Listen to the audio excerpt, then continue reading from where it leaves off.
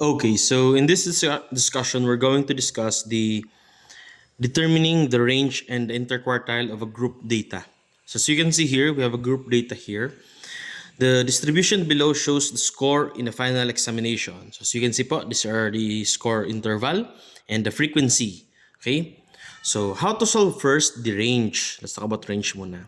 In range, it's very easy lang naman because all you need to do is range, use the formula range is equal to the highest uh, highest boundary minus lowest boundary.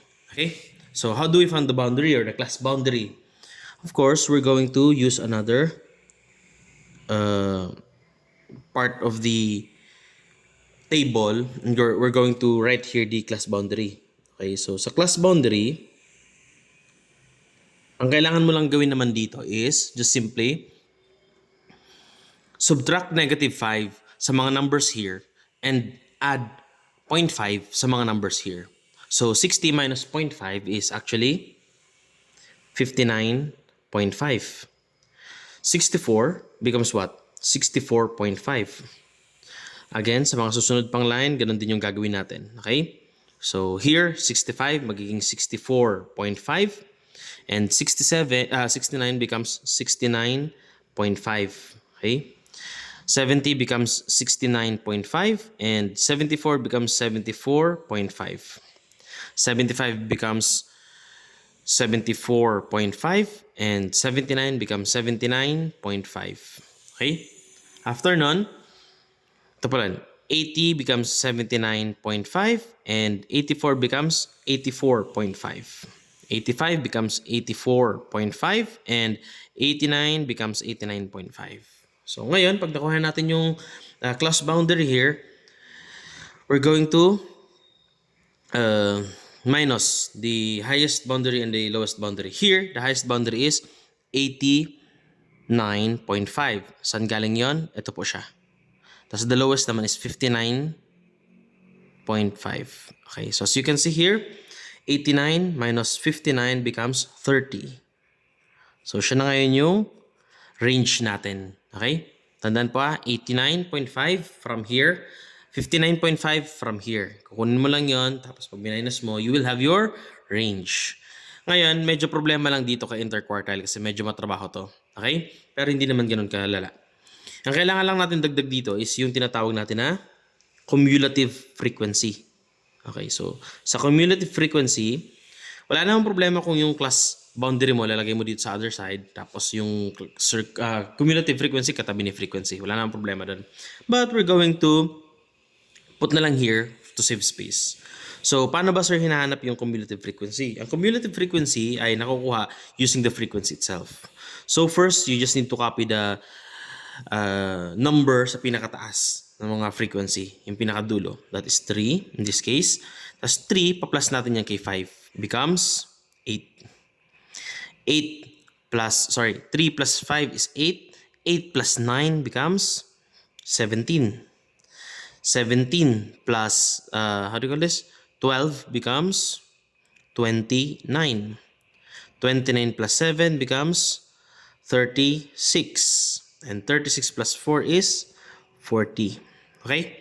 So, dapat ito ay equal pag inad mo itong lahat. So, 3 plus 5 is 8. Plus 9 is 17. Plus 12 is 29. Plus 7 is 36. Tapos plus 4 is 40. Okay? Ano pong formula, sir, kapag nag-solve tayo ng interquartile? Okay, kailangan natin hanapin dyan si quartile 1 and si quartile 3. Okay, in quartile 1, first we'll look for the position. Paano hanapin po? The formula is n over 4 plus 1 half. Okay? So, paano yun, sir? Ano po yung n? Siya yung total ng frequency. Okay? In this case, 40. So, we'll have it 40 over 4 plus 1 half. As you can see, 40 divided by 4 is 10 plus half. So, technically, that's 0.5. So, 10.5. So, saan po, sir, yung position ng 10.5 here? Check mo ngayon yung cumulative frequency. As you can see, more than 8 but less than 17. So, dito natin kukunin si quartile 1. Okay pa? So, ito yung quartile 1 natin. Ito pong buong to. Okay? This part. Okay? So, sir, paano naman hanapin si quartile 3? Si quartile 3 naman, 3n over 4 plus 1 half. Okay, yun naman yung formula natin. Paano, sir, hanapin? Substitute mo lang yung n, which is 40. So, 3 times 40 over 4 plus 1 half. Okay? So, alam naman natin na technically 40 divided by 4 is 10 times 3 is 30. So, we'll put here 30 plus 1 half is 30.5. So, that is our quartile 3. 30.5 is actually what? In between 29 and 36. So, dito natin kukunin si quartile 3. Okay? Yun yung position niya. So, technically, ito yung class for the quartile 3. Dito natin siya gagamitin. Unahin natin si quartile 1. Ano ba yung formula for quartile 1? So, quartile 1 is equal to the, how do you call this? The L sub B plus the quantity of N over 4 minus CBF, CFB pala, CFB over, wait. Okay, so remove ko lang through, correction tape. Ulitin lang natin. So this is CFB or CF sub B. Close parenthesis over, F times the quantity of I. Okay? So in this case, ano po ba yung mga terminologies ito? Okay? Una, yung quartile 1. So titingnan natin po ito ha. Itong part na to ang titingnan natin. Siya kasi yung group for the quartile 1 or the class for quartile 1. Ngayon, yung L dito, siya yung lower boundary. Okay? Lower boundary ng quartile case natin or quartile 1 natin. In this case, that's 69.5. So, equal to 69.5 plus natin siya kay n over 4. Ano nga yung n natin? That's 40 over 4. Tama? Minus, minus CFB. Ano ba yung CFB natin? That's the cumulative frequency before. So ngayon, since 17 to, before, that is 8. So we'll put 8 here. Then, F. Ano yung F natin? That's the frequency, which is 9. So 9 lalagyan natin dito. Okay? Sunod doon yung I. Ano ba yung I? Okay, sa mga nako-confuse kung ano yung I, yun yung class width. Technically, bibilangin mo lang kung ilang number na ito. From 60, kasama po yung 60 at kasama yung 64. 60, 61, 62, 63, 64. Lima po yan. Okay? 60, 61, 62, 63, 64. So, the class width here is 5. Okay pa? Ganun lang siya kadali. Now, solve natin. Quartile 1 is equal to 69.5 plus. So, how do you call this? 40 over 4 is 10. So, minus 8 siya kasi nga 8 yung before na, cumulative frequency before natin over 9, which is the frequency here. Tapos times 5. Okay? So, pag sinolve natin siya, the quartile 1 is equal to 69.5 plus. So, this is actually 2 over 9 times 5. Okay? Dito pa lang pwede nyo na itong i-calcu. So, this is 69.5. Gamit tayo ng calcu here. Plus, sabi dito sa calcu, wait lang. Later. Sabi dito sa calcu, 2 divide by 9 is 0.222. Tapos, times natin by 5. So, lumabas dito is 1.11 na lang. Okay? So, from that, pwede na natin siyang i-add. This is actually what? 70.61. Okay, siya ngayon yung magiging quartile 1 natin. Ano ngayon yung magiging quartile 3 natin? Technically, same lang naman yung process. Nagbago lang yung mga terminologies here. Okay? Gamit lang tayo ng another space for that. Okay? Para hindi kayo malito at hindi kayo mawala pagdating sa mga drawing. Okay? Or sa table. So, sa quartile 3, since may idea na tayo kung ano yung table for the boundary or the class part of the quartile 3, pwede natin gamitin yung formula. Kung papansinin nyo po, same lang siya dito. Okay? Lower boundary is plus, rather than writing n na lang over 4, magiging siyang 3n kasi quartile 3. over 4 minus C, F sub B. Okay? Over F. Yung iba, FC yung sinusulat, pero F parehas lang naman yan.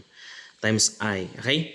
So, from that, ang gagawin natin is i-compute natin siya. Okay? So, wait lang. Move ko lang na onte. At yun. Dito tayo.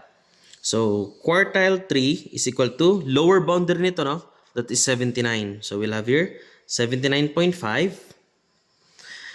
plus, so, gaya nung kanina, n is 40. So, magiging siyang 3 times 40 over 4 minus CFB is 29. Kasi ito yung quartile 3 natin, no? So, this become 29 over, ang F natin here is 7. Okay, so 7.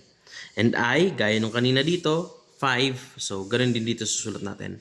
That's actually 5. Okay? So, from that, ang gagawin natin is, solve natin na siya. Quartile 3 is equal to 79.5 plus, since ito ay 3 times 40, so technically pwede nang cancel natin to. This will become 10 times 3, that's 30. So, 30 minus 29 over 7. Tapos times 5. Okay? So, from that, quartile 3 is equal to 79.5 plus, that is actually 1, right? 30 minus 29 is 1 over 7. Wait lang. Okay, so 1 over 7 to. Times 5. So, technically, 1 times 5 is 5. Tapos, times lang natin siya divide lang natin siya by 7. So, that's 5 divided by 7, which is decimal number. So, is equal to 79.5. 5 over 7 is equal to 0.714, so on and so forth. So, pwede na to. Sapat na to actually. So, from that, we can have here 79 hindi pala 79. Actually, magiging na siyang 80. Kasi 79, this will become 1. So, 80.214. Ito ngayon yung quartile 3 natin. Okay? So, sir, paano mahanap yung interquartile range? Okay, so ito siya, interquartile range. Gagawin natin is, we're going to find the interquartile range, you need to get first the quartile 3, which we have already, and the quartile 1. Anong gagawin po natin? We're going to subtract it. Okay? Quartile 3 minus quartile 1. Okay? So, substitute na natin para makuha natin yung value. Quartile 3 is 80.214. Tapos, yung quartile 1 natin according to this part, ito siya. This is 70.61. Okay? So, ito yung lumabas pag sinubstitute natin, and let's check using calculator. Okay, actually dito kahit huwag ka mag-calculator natin. 80.214 minus 70.61. Okay, the answer is 9.604. That is your interquartile range. Ito ngayon siya. Okay? So, ganun lang naman siya kadali actually. Ito yung formula for interquartile, and ito yung formula for range. Sorry, interquartile range. Kasi ito yung for the range. So, yun lang naman siya. Thank you.